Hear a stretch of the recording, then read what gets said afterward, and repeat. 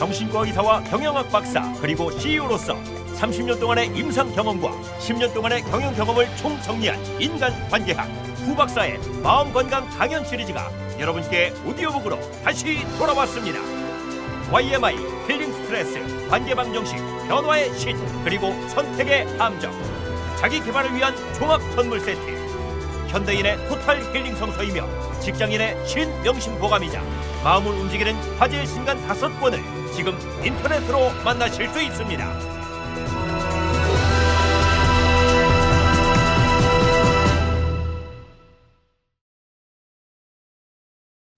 변화의 신 6. 거인 깨우기 2. 정신과 의사 이후경입니다. 오늘은 변화의 신의 6번째 강의로 거인 깨우기 2편에 대해서 같이 알아보겠습니다.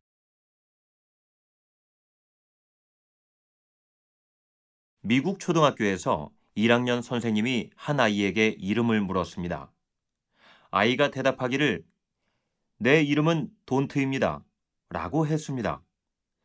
선생님이 좀 이상해서 이유를 물어봤습니다. 아이가 대답했죠. 집에서 엄마가 하루 종일 don't this, don't that 하니까 내 이름은 아마도 돈트임에 틀림없어요. 아이들은 두려움이 없이 태어납니다. 아이들은 억제를 모르고 태어나죠. 마치 탐험가와 같습니다. 발발 기어다닐 때부터 온갖 것을 시도합니다. 잠시도 가만히 있지 않고요. 위험하기까지 합니다. 부모들은 시종일관 아이들이 마음대로 못하도록 혼내줍니다. 하지마! 안전지대에 묶어두려고 하죠. 체벌을 하는 경우도 있고요. 두려움이 들어섭니다. 억제가 들어서죠. 이제 아이들은 아주 기분 나쁜 상태에 빠져들고요. 부정적인 감정 상태에 빠집니다. 부모들은 아이들을 지시하고 통제하기 위해 체벌과 파괴적인 비판을 자주 사용하게 되는데요. 파괴적인 비판은 부정적인 습관을 낳습니다. 임신 3달 이전의 태아는 생물학적인 방어막이 없습니다. 이때 받은 자극은 기형아의 원인이 되죠. 6살 이전의 아이는 심리학적인 방어막이 없습니다. 이때 받은 파괴적인 비판은 대단히 해롭습니다. 이러한 부정적인 습관은 부정적인 감정을 만듭니다. 이 부정적인 감정이 바로 잠재 능력을 가로막는 원인입니다. 내 안에 거인이 깨어나는 것을 방해하는 주요 요인입니다. 부정적인 감정은 무려 50여 개에 가까운데요. 죄의식, 수치감, 무기력, 무가치함, 열등감, 시기심, 질투심, 우울, 걱정, 불안, 초조, 욕망, 공포, 분노, 두려움, 적대감 등 너무나도 많습니다.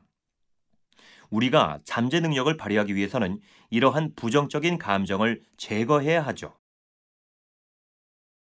부정적인 감정을 제거하는 최고의 방법은 우선 부정적인 나무 둥치를 베어내는 겁니다. 불평과 원망에서 벗어나는 거죠. 그리고 부정적인 감정 나무의 물과 영양분을 중단하는 것입니다. 자기 정당화와 동일치를 포기하는 겁니다. 불평하지 않는 것, 원망하지 않는 것, 스스로 책임지는 것, 이것은 대단히 중요합니다. 오늘은 내 안의 거인 깨우기의 2번째로 부정적인 감정을 제거하는 구체적인 4가지 방법에 대해 알아보겠습니다. 첫째, 자부심 높이기. 둘째, 매사 책임지기. 셋째, 어린 시절 원인 찾기. 넷째, 사랑하기입니다. 첫째 방법은 자부심 높이기입니다. 자부심은 자긍심, 자존심, 자신감의 동의어입니다. 사람은 자라면서 부모, 선생, 교회, 동료나 선배의 영향을 받아서 나름대로의 가치관, 신념을 형성하게 됩니다. 이러한 신념의 덩어리를 심리학적으로 자아 개념이라고 합니다. 자아 개념은 세상에서 비춰지는 자신의 틀이고 자신의 모습입니다. 자아 개념은 선입관, 고정관념, 안전지대로 작용하기도 하죠. 자아 개념은 크게 세 가지로 구성되어 있습니다. 자아 이상, 자아 이미지, 자부심입니다. 자아 이상은 내가 생각하는 최고의 모습이고 이상적인 나입니다. 자아 이미지는 내가 보는 내 모습이고 내가 생각하는 현실적인 나입니다. 자부심은 내가 나를 좋아하는 정도입니다. 자아 개념은 피스톤 위쪽에 자아 이상과 아래쪽에 자아 이미지, 그 사이에 풍선과 연결되어 있는 자부심으로 구성되어 있다고 할 수 있습니다. 그러므로 자아 이미지가 올라가면 자부심의 풍선은 점점 부풀어 오르고요. 자신감이 들어섭니다. 반대로 자아 이미지가 내려가면 자부심의 풍선은 쪼그라들고요. 자신감이 없어집니다. 자신감을 떨어뜨리는 대표적인 세 가지가 있습니다. 첫째는 삶의 목표와 의미가 없는 것입니다. 빅터 프랭클은 일생 연구를 통해서 인간에게 의미와 목표가 가장 중요하다는 것을 밝혀냈습니다. 자신감을 찾기 위해서 뚜렷한 삶의 목표와 의미를 세우는 것은 대단히 중요합니다. 둘째로, 미완성 과제는 자신감을 떨어뜨립니다. 매사의 모든 일에서 매듭을 지는 것은 대단히 중요하죠. 성취감과 자신감을 줍니다. 여러분, 대나무가 높이 곧게 자라는 비결을 아십니까? 그건 바로 매듭을 지면서 자라나기 때문입니다. 셋째는 실패와 거절에 대한 두려움입니다. 두려움은 생명체의 생존 본능입니다. 인간은 만물의 영장입니다. 모든 자연의 위협에서 보호받게 되었죠. 그래서 인간의 두려움은 대인관계에서 나타납니다. 대표적인 것이 실패와 거절에 대한 두려움입니다. 실패에 대한 두려움은 스스로 실패하는 것에 대한 공포입니다. 나는 못해에서 오죠. 매사 자신감이 없고 열등감에 사로잡혀 살아갑니다. 실패에 대한 두려움은 보통 부모의 파괴적 비판에서 생깁니다. 거절에 대한 두려움은 상대가 거절하는 것에 대한 공포입니다. 잘해야 돼에서 옵니다. 상대방에게 잘해주기만 하고 상대의 요구에서 거절하지 못하죠. 거절에 대한 두려움은 보통 부모의 조건부 사랑에서 생깁니다. 유명한 정신분석가 설리반은 모든 정신질환은 대인관계의 장애라고 했습니다. 성공적인 대인관계를 위해서는 실패에 대한 두려움과 거절에 대한 두려움을 극복하는 것은 대단히 중요합니다. 여기 자부심을 높이는 대단히 좋은 방법이 있습니다. 다음 말을 반복하는 겁니다. 나는 내가 좋다. 나는 내가 좋다. 나는 내가 정말 좋다. 자부심은 점점 높아지고 두려움은 점점 사라질 것입니다. 다 함께 외쳐봅시다. 자부심을 유지하는 대인관계 비결이 있습니다. 우선 내가 나를 좋아하고 존중하는 겁니다. 다음으로 남이 나를 좋아하고 존중하는 것을 바라지 않는 것이죠. 쓸데없는 기대는 마음의 상처만 남길 뿐입니다. 마지막으로 남을 충분히 좋아하고 존중하는 겁니다.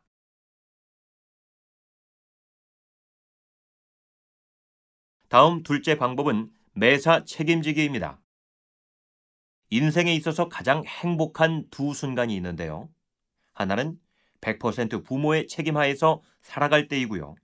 다른 하나는 100% 스스로 책임지면서 살아갈 때입니다. 책임감이란 나는 내 운명의 건축가라는 사실을 받아들이는 것을 뜻합니다. 나의 현재와 미래는 모두 나 자신에게 달려 있습니다. 인간은 책임지는 만큼 자신을 통제할 수 있습니다. 인간은 책임지는 만큼 자유가 옵니다. 에리히 프롬은 유명한 책 자유로부터의 도피에서 책임지지 않으려는 인간의 속성에 대해 역설했습니다. 만약 내가 가지고 있는 무한한 잠재 능력을 발휘하기를 원한다면 100% 스스로 책임져야 합니다. 어린이는 모든 것을 100% 어른에게 의존합니다. 어린 시절에는 항상 돌봐주는 부모, 선생, 형제가 있습니다. 그러나 어른이 되면 나를 돌봐주던 그 사람이 사라지죠. 그런데 어른이 되어서도 어릴 적 그 사람이 나를 돌봐주기를 바란다면 큰 착오가 생깁니다. 최악의 지경으로 떨어질 수도 있어요. 의존 욕구는 모든 신경증의 원인입니다. 의존 욕구는 불평과 원망으로 발전하고 의존 욕구의 좌절은 적대감으로 발전합니다. 적대감은 모든 정신병의 원인입니다. 만 18세를 넘게 되면 과거에 부모가 나에게 어떻게 대해 주었느냐에 무관하게 모든 것을 스스로 책임져야 합니다. 미성숙과 성숙 사이에는 커다란 낭떠러지가 있습니다. 원망과 불평의 낭떠러지입니다. 책임에는 절대 중간 상태가 없습니다. 어른이 되면 셋 중에 하나를 선택해야 합니다. 미성숙의 언덕에 머물든지 훌쩍 뛰어넘어 성숙의 언덕으로 가든지 아니면 강제로 떠밀려 낭떠러지에 떨어지는 것입니다. 저는 대학 1학년 때 했던 10일간 단체 병영 체험을 생생하게 기억하고 있습니다. 당시 저는 신체적으로 허약했는데요. 유격 훈련에서 외줄타기를 할 때였습니다. 한쪽 언덕에서 다른 쪽 언덕까지 10m가량을 외줄을 타고 건너는 거였죠. 중간은 까마득한 낭떠러지였습니다. 너무 무서워서 도저히 엄두가 안 났지만 교관이 더 무서웠기 때문에 못하겠다는 거절을 못했습니다. 불과 2, 3m도 못 가서 통닭처럼 매달리게 됐죠. 안간힘을 써서 중간까지 왔는데 더 이상은 못 나갔습니다. 기운이 딸리고 하늘이 노랗게 보였죠. 도저히 못 가겠다고 소리치자 교관이 놀래서 외줄을 타고 가까이 왔습니다. 그리고 큰 소리로 말했습니다. 야, 너 떨어져 죽을래? 앞으로 나갈래? 나는 그 순간 퍼뜩 정신이 들었습니다. 아무도 나를 도와줄 수 없다는 것을 알았습니다. 내 목숨은 내 스스로 책임져야 한다는 것을 깨달았죠. 그래서 죽을 힘을 다해 건너편 언덕으로 기어갔습니다. 당시 경험은 아주 창피했지만 저에겐 너무나 소중했습니다. 내 인생은 내가 100% 책임져야 한다라는 귀중한 교훈을 주었죠. 어른이 되어서도 아이처럼 배우자나 상사에 의존해서 살아가려는 부류가 있습니다. 어쩔 수 없이 강제로 떠밀려 낭떠러지에 떨어진 부류가 있고요. 이들은 평생 남을 원망하고 불평하면서 살아갑니다. 헨리 포드는 이렇게 말했습니다. 절대 불평하지도 말고 절대 설명하지도 말라. 핑계 없는 무덤은 없습니다. 책임을 받아들이는 것은 절대 선택이 아니고 강제적인 것입니다. 자, 여기 책임감을 높이는 대단히 좋은 방법이 있습니다. 모든 게 내 책임이다. 모든 게 내 책임이다. 내 인생은 내가 100% 책임진다. 이것을 큰 소리로 외치는 것입니다. 그러면 모든 원망과 불평은 눈 녹듯이 사라집니다. 자신감이 들어서고요. 잠든 잠재 능력을 최대한으로 발휘하게 됩니다.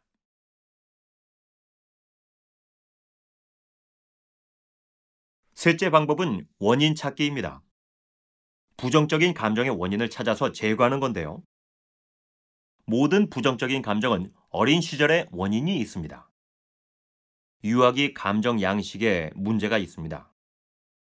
낙타가 등에 짐을 지고 땀을 뻘뻘 흘리며 언덕을 넘어가고 있었습니다. 주인이 물었죠. 언덕을 오를 때와 내릴 때 언제 더 힘든가? 낙타가 대답했습니다. 오르고 내리는 게 중요하지 않습니다. 바로 내 등에 있는 짐이 문제입니다. 모든 어린이는 100% 긍정적인 상태에서 출발합니다. 그런데 자라나면서 부정적인 습관을 배우기 시작하죠. 부정적인 습관은 부정적인 감정을 만듭니다. 점차 부정적인 감정이 쌓이게 되고요. 청소년기를 거쳐 어른이 되면 우리는 너무나도 큰 짐을 지게 됩니다. 예화의 낙타처럼 무거운 짐을 안고 뻘뻘거리며 세상길을 가게 됩니다. 바로 여러분의 등에 있는 짐은 부정적인 감정의 문제입니다.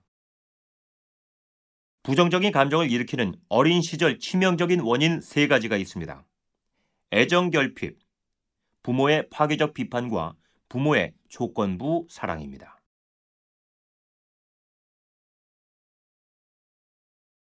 애정결핍은 모든 정신질환의 원인입니다. 아동유기, 무관심, 아동학대를 포함합니다. 부모의 사랑과 건강한 성격 사이에는 절대적 관계가 있습니다. 심리학적으로 아이는 6살 이전에 대부분의 성격이 완성됩니다. 그러므로 특히 6살 이전의 아이는 부모로부터 무조건적인 사랑을 받는 것이 대단히 중요합니다. 사랑받는 것은 의무이자 권리입니다. 아이들이 충분히 사랑을 받고 있다는 것을 느끼게 하기 위해서는 3가지 조건이 충족돼야 하는데요. 하나는 부모는 반드시 자신을 사랑해야 한다. 둘은 부모는 반드시 서로 사랑해야 한다. 셋은 부모는 반드시 아이를 사랑해야 한다. 아이들은 사랑하지 않는 2사람 밑에서 지내는 것보다 사랑하는 1사람 밑에서 사는 게 낫습니다. 아이와 함께 양적으로 질적으로 많은 시간을 보내는 것은 대단히 중요합니다. 아이는 부모가 자신과 놀아주지 않을 때 자신에게 결점이 있는 것으로 파악합니다. 많은 부모들이 자신이 아이에게 참 잘 대해주었는데 왜 문제가 생겼는지 모르겠다는 말을 하죠. 그런데 아이가 6살 이전에 어떠했는지 물어보면 부모 둘 다 너무 바빴다고 합니다. 시부모님을 모시느라, 돈 버느라, 직장에 적응하느라, 어떤 때는 공부하느라 너무 바쁜 겁니다. 아이는 부모가 아무리 좋고 훌륭한 사람이라도 자신과 놀아주지 않을 때 문제가 생기는 법입니다. 부모의 파괴적 비판은 1급 킬러에 해당합니다. 파괴적인 비판은 보통 부모가 아이들을 지시하고 통제하기 위해 사용됩니다. 바보야, 그것도 못해? 화를 내고 큰 소리로 꾸중하고 체벌을 합니다. 아이는 자신이 중요하다고 생각하는 사람들이 말하는 것을 항상 진실로 받아들입니다. 그래서 파괴적인 비판은 아이에게 열등감, 수치감, 무가치함을 안겨줍니다. 열등감, 수치감, 무가치함은 자기 증오와 적대감으로 발전하고 자기 증오와 적대감은 죄의식으로 굳혀집니다. 이는 나는 못해, 나는 잘하는 게 없다, 나는 내가 싫다 라는 태도로 표현됩니다. 이러한 태도는 대인관계에서는 실패에 대한 두려움으로 나타납니다. 항상 명치 끝에서 불안, 긴장, 초조감을 느끼게 됩니다. 파괴적인 비판은 대단히 해롭습니다. 일종의 협박과 같습니다. 파괴적인 비판은 아이에게 부정적인 습관으로 정착됩니다. 그러므로 부모는 아이에게 건설적인 비판을 통해 접근해야 합니다. 하나는 우선 잘하는 것을 칭찬하는 겁니다. 둘은 다음 문제를 지적할 때는 정확한 이유와 정보를 제공하는 겁니다. 셋은 이 모든 것은 무조건적인 사랑을 전제로 해야 합니다.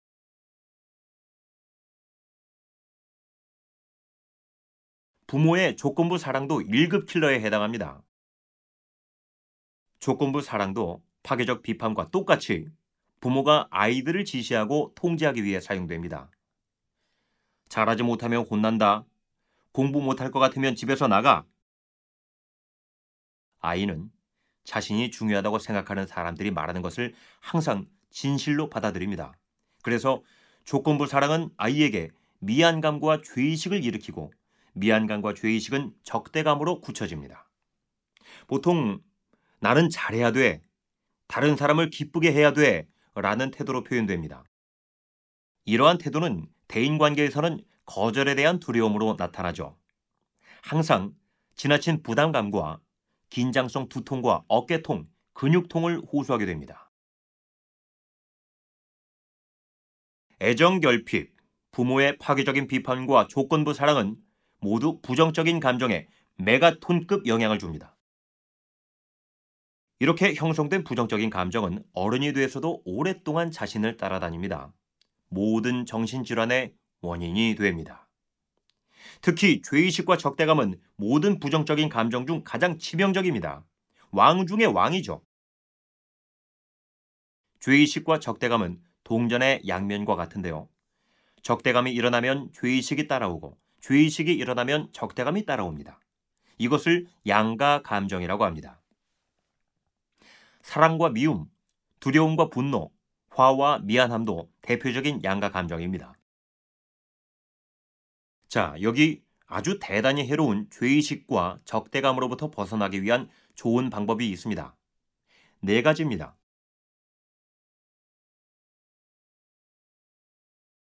첫째, 파괴적인 자아 비판을 절대 하지 않는 겁니다. 나는 못해. 나는 할 수 없어. 나는 내가 싫어는 금물입니다. 피해자용 언어를 사용하지 않는 것이죠. 한번 해봐야죠. 뭐 했으면 좋겠는데. 하지만 이것은 금물입니다. 그리고 이렇게 반복해서 말하는 거죠. 나는 내가 좋다. 나는 내가 좋다. 나는 내가 정말 좋다.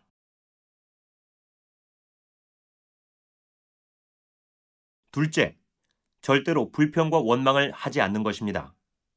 이렇게 반복해서 외치는 거예요. 모든 게 내 책임이다. 모든 게 내 책임이다.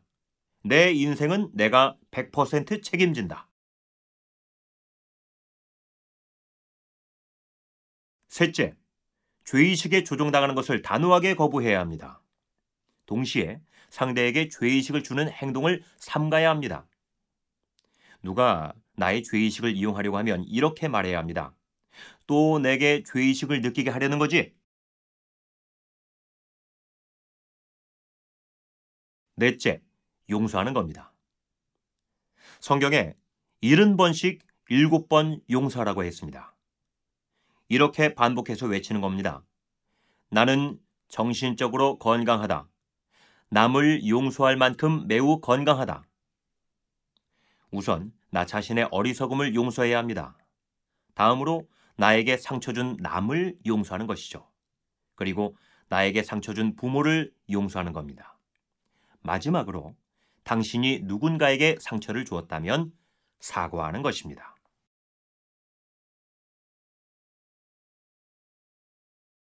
마지막 방법은 사랑하기입니다. 사랑은 두려움의 반대이고 두려움은 사랑의 반대입니다. 성경 창세기에 태초에 하나님이 천지를 창조하실 때 땅이 공허하고 혼돈하며 어둠 가운데 있었다. 하나님이 가라사대 빛이 있으라 하시매 빛이 있었고 그 빛이 하나님의 보시기에 좋았다 라고 했습니다. 하나님은 빛과 어둠을 나누고 빛을 낮이라 칭하고 어둠을 밤이라 칭했습니다. 사랑은 빛에 해당하고 두려움은 어둠에 해당합니다. 빛은 어둠의 반대이고 어둠은 빛의 반대입니다. 프로이트는 유명한 리비 도설에서 성의 본능과 죽음의 본능에 대해 언급했습니다. 성은 사랑에 해당하고 죽음은 두려움에 해당합니다. 두려움은 생명체의 생존 본능입니다. 공격성이 내부로 향하면 두려움을 일으키죠. 공격성이 외부로 향하면 분노를 일으킵니다. 생존 본능은 투쟁과 도피 반응으로 요약됩니다. 누구나 공격받을 때 두려움을 느낍니다. 이어 방어 본능에 의해 분노를 느끼게 되죠. 개가 짖는 것은 상대가 두려워서 짖는 겁니다. 개도 밥 먹을 때 건드리면 화를 내고요. 두려움은 가장 원초적입니다. 분노, 공포, 질투심, 시기심, 죄의식, 적대감 등으로 발전합니다. 두려움은 모든 부정적인 감정의 출발점입니다. 사랑은 가장 원초적입니다. 모든 긍정적인 감정의 출발점인 거죠. 미국 정신과 의사 데이비드 호킨스는 평생 인간의 긍정적인 감정과 부정적인 감정에 대해 연구했습니다. 그는 17가지 감정의 단계를 찾아냈는데요. 부정적인 감정은 수치감, 죄의식, 무기력에서 시작해서 두려움, 욕망, 분노, 자존감에 이릅니다. 긍정적인 감정은 용기, 중용, 자발성, 포용, 이성, 사랑, 기쁨, 평화의 순입니다. 그리고 맨 꼭대기에는 깨달음이 있습니다. 두려움과 사랑은 둘 다 중간에 위치하죠. 우리는 17단계의 의식 수준을 하루에도 여러 차례 오르락 내리락 하면서 살아가고 있습니다. 긍정적인 감정은 파워 의식이라고 부르는데 인류를 성숙하게 하는 힘이고요. 인간의 잠재 능력을 개발하는 힘입니다. 부정적인 감정은 포스 의식이라고 부르는데 인류를 퇴보시키는 힘이고요. 인간의 잠재 능력을 방해하는 힘입니다. 세상에는 세 가지 사랑이 있습니다. 자기 사랑, 임사랑, 남사랑입니다. 자기 사랑은 모든 사랑의 기초입니다. 나르시즘이란 말이 있죠.希腊의 나르시즈란 청년에서 유래됐습니다. 자기 미모에 반한 나머지 그만 물에 빠져 죽었죠. 자기 사랑은 물에 비친 자기 영상을 사랑하는 것이 아닙니다. 돈과 명예와 권력이란 옷에 매료되는 것이 아닙니다. 있는 그대로의 자기를 사랑하는 것이고요. 소크라테스의 너 자신을 알라에서 출발하는 사랑입니다. 임사랑은 누군가를 연모하는 것입니다. 모든 사람은 사춘기에 들어서 인생의 반쪽을 찾아 나섭니다. 임사랑을 시작하는 것이죠. 그리고 성숙하면서 깨달음에 대한 갈망과 신에 대한 열망이 시작됩니다. 한 젊은이가 절간의 문을 두드렸습니다. 주지 스님이 물었죠. 새파란 나이에 여기에 어찌 왔는가? 젊은이가 대답했습니다. 부처님의 사랑을 찾기 위해서 왔습니다. 스님이 물었습니다. 젊은 여인을 사랑해 본 적이 있는가? 무슨 소리십니까? 저는 감히 그런 상상을 한 번도 해본 적이 없습니다. 오직 부처님만을 흠모합니다. 주지 스님은 화를 내면서 젊은이를 내쫓았습니다. 그리고 이렇게 말했죠. 젊은 여인을 사랑해 본 적도 없는데 어떻게 부처님을 사랑할 수 있겠는가? 남사랑은 자비심과 봉사심입니다. 예수님의 내 이웃을 내 몸과 같이 사랑하라 라는 경지입니다. 여기 아름다운 얘기가 하나 있습니다. 미국의 수필가 에이즐러의 불가사리를 던지는 할아버지입니다. 바닷가에서 한 할아버지가 매일 아침부터 해가 질 때까지 갯벌에 널려있는 불가사리를 바닷물에 던지고 있었는데요.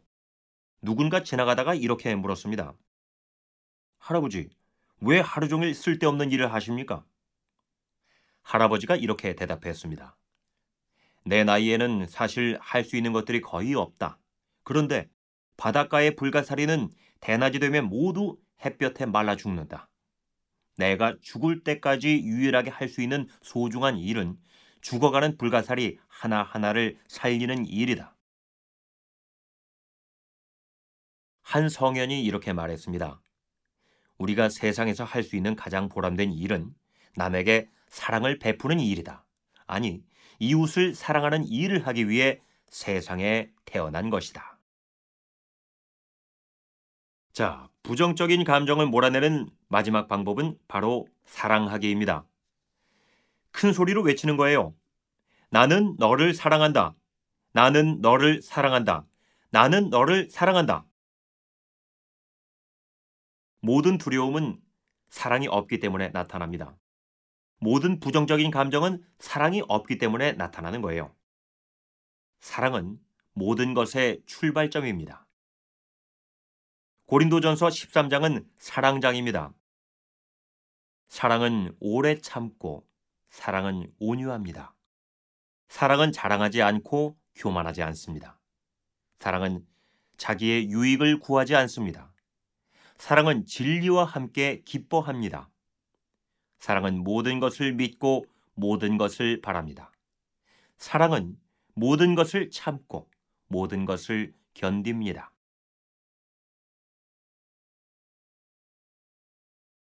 자, 이제 결론입니다. 자, 이렇게 해서 여러분들과 함께 부정적인 감정을 몰아내는 4가지 방법을 같이 생각해 보았습니다. 내 안에 잠든 거인을 깨우는 4가지 방법을 생각해 봤는데요. 다시 한번 간단히 요약해 봅시다. 첫째 방법은 자부심 높이기입니다. 나는 내가 좋다, 나는 내가 좋다, 나는 내가 대단히 좋다를 반복하는 겁니다. 둘째 방법은 매사 책임지기입니다. 모든 게 내 책임이다. 모든 게 내 책임이다. 내 인생은 내가 100% 책임진다를 큰 소리로 외치는 겁니다. 셋째 방법은 원인 찾기입니다. 부정적인 감정을 일으키는 어린 시절 치명적인 원인 3가지가 있습니다.